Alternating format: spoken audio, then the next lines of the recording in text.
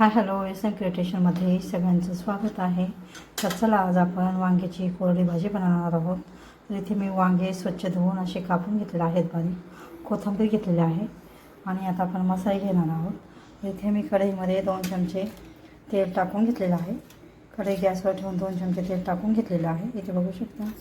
तेल टाकून झालं की आपण अर्धा चमचा राई टाकून घेणार आहोत.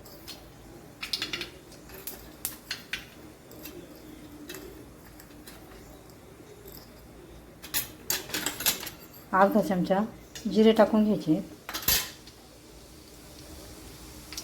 आपण ही साधी आणि सोपीच अशी भाजी बनवणार आहोत. कोरडी तोंडी लावण्यासाठी किंवा डब्यासाठी, टिफिनसाठी. तर अशा पद्धतीची भाजी पण छान लागते, नक्की करून बघा. थोडे हळद टाकणार आहोत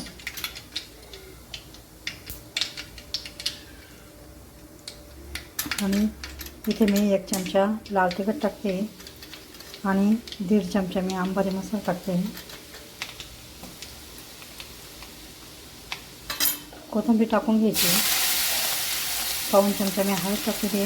1 चमचा मी लाल तिखट किंवा 1.5 पण टाकू शकता तुम्ही आवडीनुसार. आणि 1.5 चमचा मी अंबारी मसाला टाकलेला आहे. तर ह्या फोडणीमध्येच वांगे असे छान स्वच्छ धुवून टाकायचे. छान कोरडी भाजी तयार होते.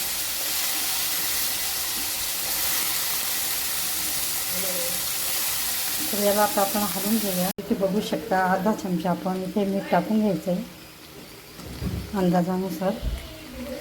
तर मीठ टाकल्यानंतर छान मिक्स करून घ्यायचं आहे आणि 10-15 मिनिटाला छान असं वाफेवर शिजून घ्यायची.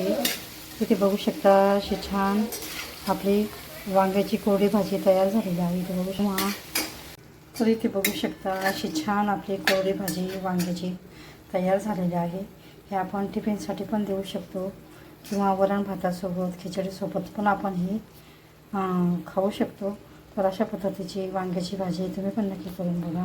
व्हिडिओ आवडल्यास लाईक करा, शेअर करा, चॅनलला सबस्क्राईब करा. व्हिडिओ बघितल्याबद्दल धन्यवाद. मस्त खा आणि स्वस्थ राहा. पुन्हा भेटूया अशाच नवीन व्हिडिओसोबत. तोपर्यंत बाय.